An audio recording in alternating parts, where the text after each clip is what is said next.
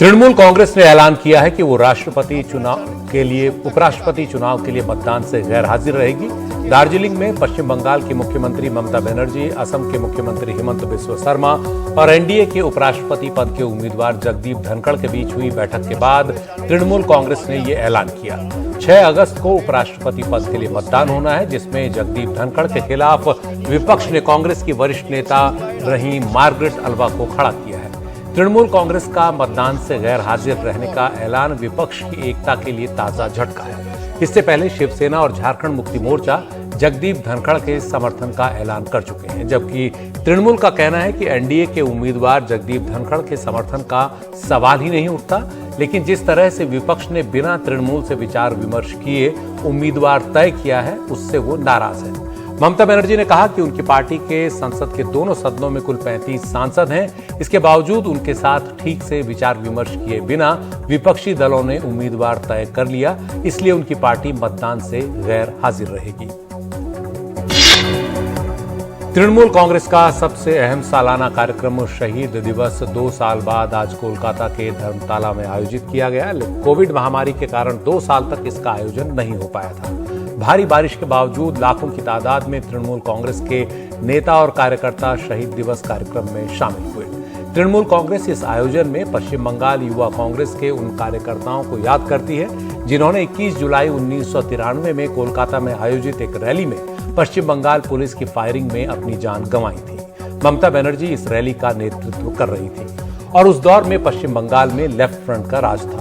उस घटना को ममता बनर्जी के राजनीतिक करियर में एक टर्निंग पॉइंट माना जाता है। ममता बनर्जी शहीद दिवस पर अपनी पार्टी के लिए अगले 1 साल का रोडमैप पेश करती है।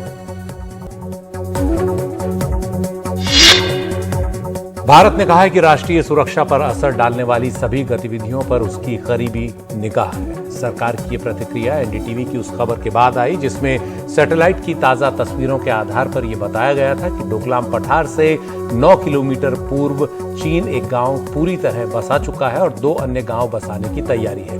डोकलाम में ही 2017 में भारत और चीन की सेनाएं कई महीने तक आमने सामने डटी रही थी। विदेश मंत्रालय के प्रवक्ता अरिंदम बागची ने कहा कि आश्वस्त रहिए, सरकार भारत की सुरक्षा पर असर डालने वाली सभी गतिविधियों पर लगातार निगाह बनाए हुए है और सुरक्षा के लिए सभी जरूरी कदम उठा रही है। एनडीटीवी ने अपनी खबर में बताया था कि भूटान की सीमा के अंदर चीन ने पांगड़ा नाम का एक गांव बसा दिया है। चीन की कोशिश सामरिक रूप से अहम उस पहाड़ी पर पहुंच बनाने की है जहां से भारत का सिलीगुड़ी कॉरिडोर उसकी सीधी नजर में आ जाए। 2017 में चीन की इसी साजिश को भारत ने डोकलाम में नाकाम किया था। दिल्ली के मुख्यमंत्री अरविंद केजरीवाल ने ऐलान किया है कि लेफ्टिनेंट गवर्नर की रोक के बावजूद वो सिंगापुर के दौरे पर जाएंगे। लेफ्टिनेंट गवर्नर विनय कुमार सक्सेना ने केजरीवाल के सिंगापुर दौरे को इस आधार पर मंजूरी नहीं दी है कि ये मेयरों का कार्यक्रम है और मुख्यमंत्री को इसमें नहीं जाना चाहिए। केजरीवाल ने कहा कि वो इससे असहमत हैं और जिस तर्क के आधार पर उन्हें रोका जा रहा है उस तर्क से प्रधानमंत्री भी विदेश में कहीं नहीं जा पाएंगे।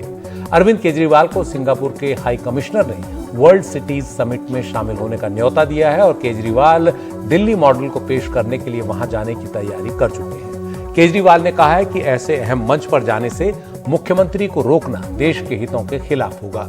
लेफ्टिनेंट गवर्नर की मंजूरी न मिलने पर केजरीवाल ने राजनीतिक मंजूरी के लिए अब विदेश मंत्रालय को पत्र लिखा है।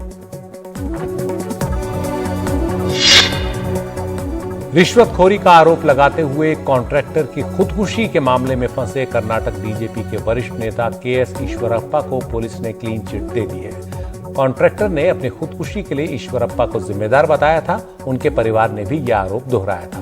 इस मामले के तूल पकड़ने के बाद बीजेपी आलाकमान के दखल पर ईश्वरप्पा को राज्य के पंचायती राज मंत्री पद से इस्तीफा देना पड़ा था। लेकिन क्लीन चिट मिलने के बाद ईश्वरप्पा खुश हैं और अपनी बेगुनाह होने की दलील दे रहे हैं। उधर विपक्ष का कहना है कि राज्य में बीजेपी की ही सरकार है और पुलिस ने सरकार के दबाव में ईश्वरप्पा को क्लीन चिट दी है। कांग्रेस के नेता डीके शिवकुमार ने कहा कि कर्नाटक के मुख्यमंत्री और बोम्मई और वरिष्ठ नेता येदियुरप्पा शुरू से ही ईश्वरप्पा को निर्दोष बता रहे हैं और उनके ही दबाव में पुलिस ने उन्हें क्लीन चिट दी है।